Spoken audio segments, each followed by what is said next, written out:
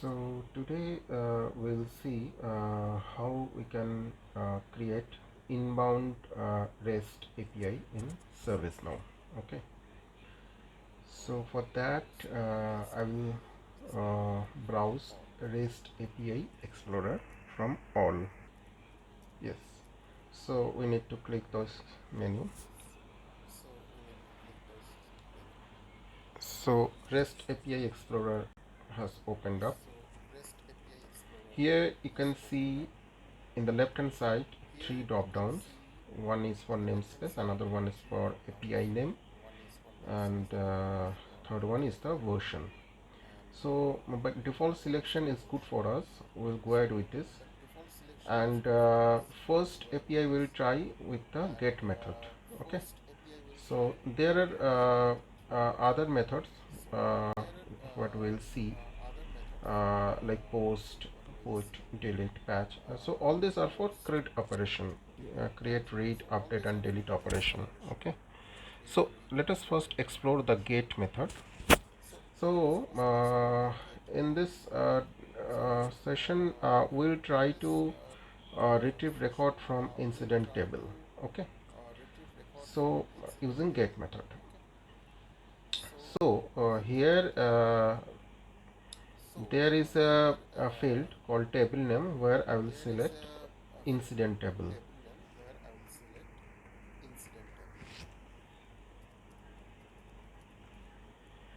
Next, let's see what are the fields I need to fill up. There are few fields like sysparam query underscore query, sysparam underscore display value, exclude reference link. So for all these fields, some description has been given in the right hand side. You can read it out. Okay.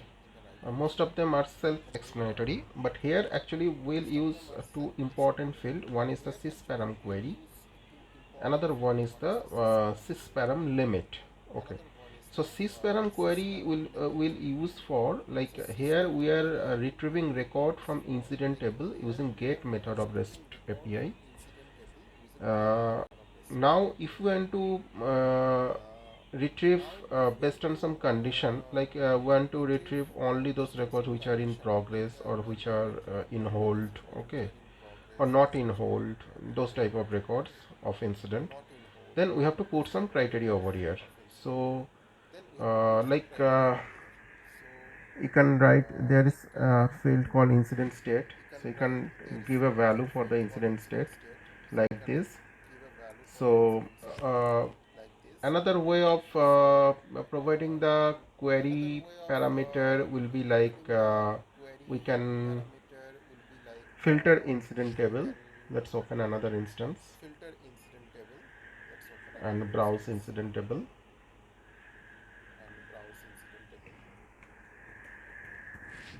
Incident.list, and here normally the way we do the filtering, suppose I'm giving state is on hold, so I can see there are 7 records of incident which are on hold. So from here I will copy the query and I will paste over here. Okay, so on hold incident status state is 3. So now let's check out this parameter. So what it says, like one limited to one result for testing. So since this REST API Explorer mostly is used for developing an API and testing it basically.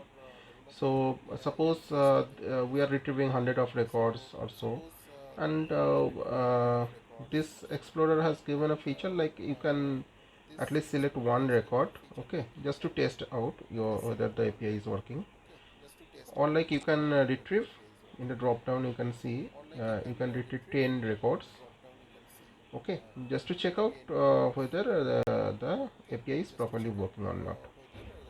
Okay, so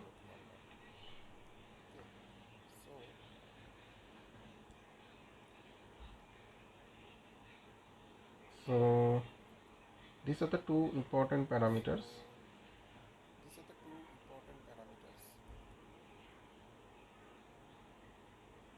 Now there are few other fields as well, like a request format. Request format will be application slash JSON. Like we'll request the data in JSON format, and the response format also will be in JSON format.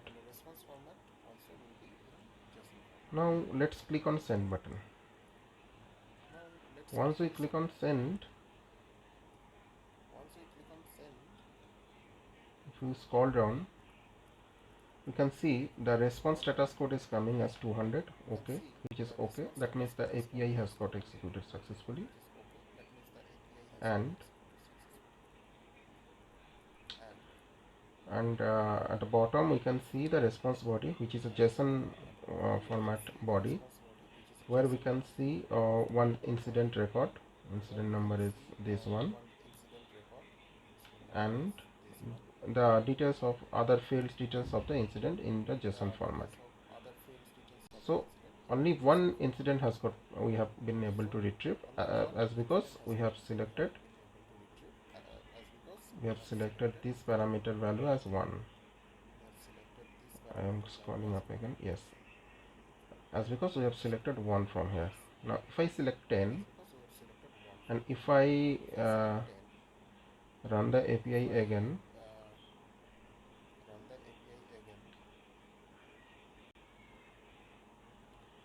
it will retrieve 10 records.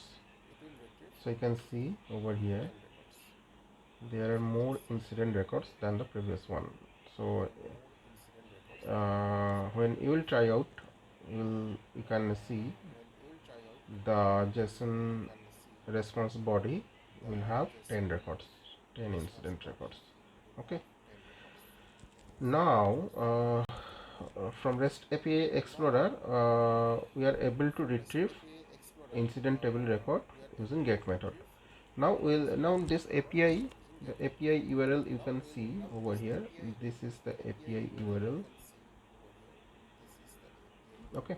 Now we'll check out like whether this API is callable from any third-party application. So to test that, we'll use Postman as a tool for testing. Okay, let's browse Postman.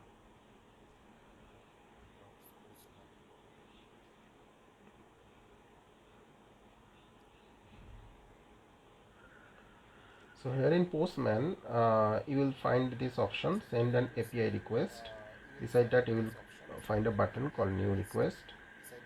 If you want to click on it,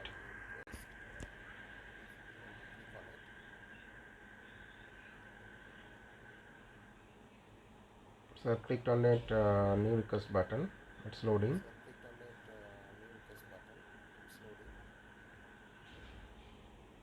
Yes. Now the screen has come up where actually we'll do the testing. So here you can see in this drop down already the get method is selected. Now we have to paste that URL. So let's copy it.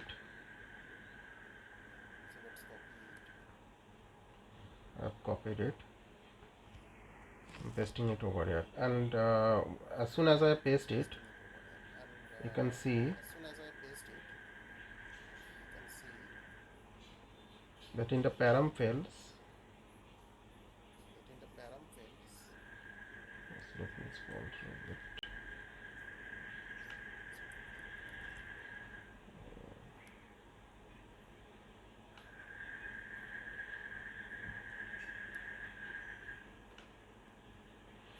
Yes.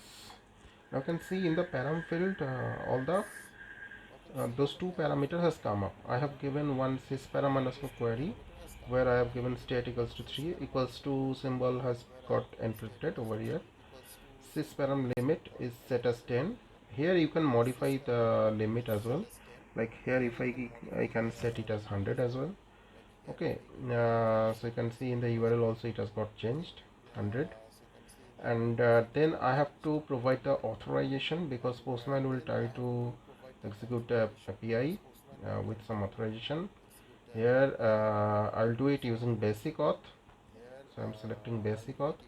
Now for basic auth, actually we need a username and a password at ServiceNow end. So let's check, let's see if I have any user for this testing. I will browse sys user table, sys underscore user dot list table. Yes, I have one user which is walkup user. The user ID is walkup user. Okay, so I can remember the password for this user. Okay, if you have any user, if you do not have any user, you just create one user. So in the sys user list you will find this new link, new button. So once you click on new, you can fill up this user ID, first name, last name, and you can submit. And once the user is created, you can set the password of the user. It will set a default password.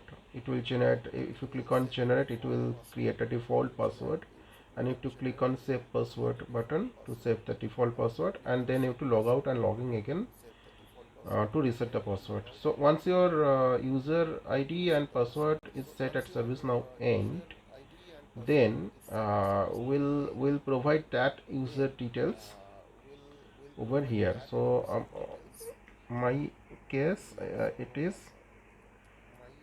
walkup user.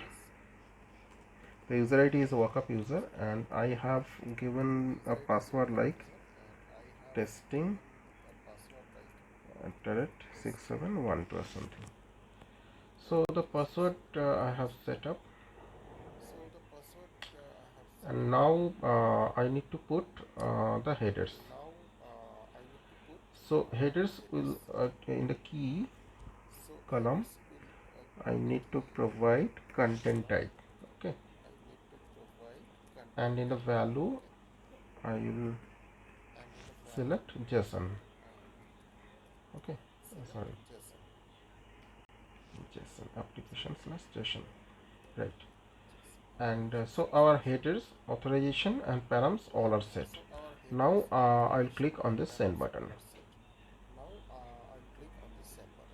Yes, here you can see the API has got executed, and you can see the response has come up in JSON format, and you can see all 7 incident over here. We found like on hold incident number, count of on hold incident was 7. So here all those 7 incident will come up in the JSON. Okay, so you can scroll through, you can go through the JSON body, and you'll find those incidents. This is one incident has come up, 19990. So, and here you can see status message also showing 200. Okay, okay, so that means our API has got, the get method API has got successfully executed. Now let us check the post method. Okay, so for post, we'll again go to REST API Explorer, and now we'll click on this create a record post link. Okay, this link. Yes, so I have created this link. Now what it is asking for, it is asking for again for a table, so we'll select incident table again. I've selected incident table, right? And then here we will not provide any value, because in post what we will do, basically will post means we'll try to create one record in the incident table, like we'll create a new incident rather in the incident table. So here we will not be retrieving any record using like what we did for get method. So we have to now to create an incident, we all know that we need to provide two basic field value like description and short description, which is mandatory requirement to create a incident. So here if you scroll down, you will see the request body section which we have to provide. In the request body there is a builder and raw option. So in the raw option you have to provide a raw JSON and all, but in the builder option, using this widget we can create the request body. Here we'll select the short description field and the string I will provide testing inc short desk.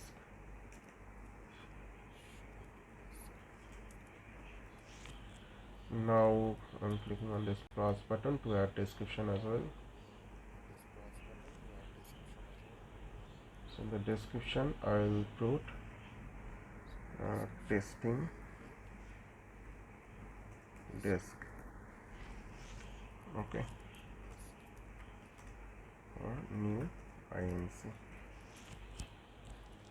You can put anything. Now I have provided these two fields, and again so now here in this box you can see the JSON format has been prepared. Now we'll click on this send button.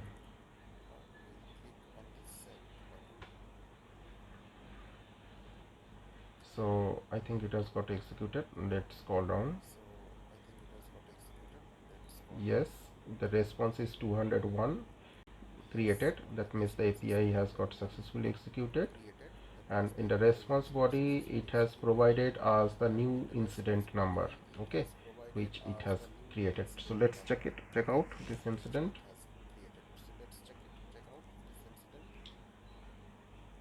So if we search that incident, sorry, there is one filter criteria we need to remove. Yes, so you can see this is the incident what has got created, and you can see the short description and description over here, okay, what we have provided in the REST API Explorer. So now the same thing we'll do now using Postman. Okay, so in Postman, here we have to provide the we have to select the post method, and the URL we have to provide it from the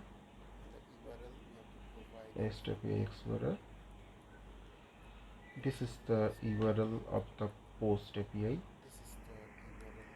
Okay, I've copied it, pasting it over here.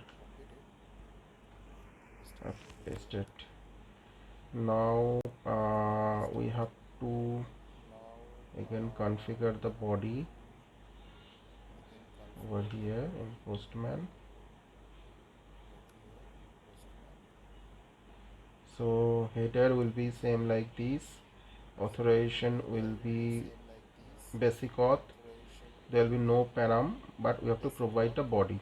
Okay, so I need to select raw, and then in JSON I need to provide the body. So the body is here, request body. We can copy it from here and we can paste it over here. So all done. Now if we execute, so yes, it is showing status message as 201 created. So from Postman the API has got successfully executed, and it has returned with the response body and with another incident number, new incident number. So you can search the new incident. Earlier we created 14, now it has created 15.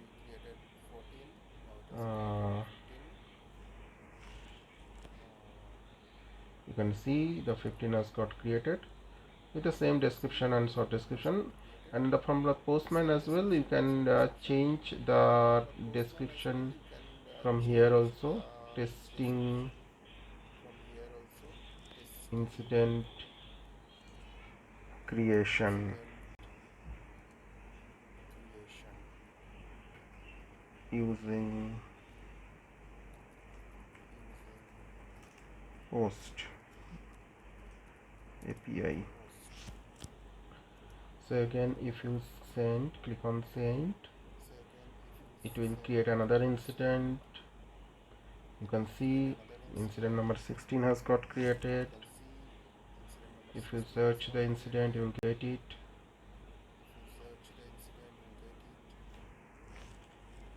Which will be having the short description as testing incident creation using Post API.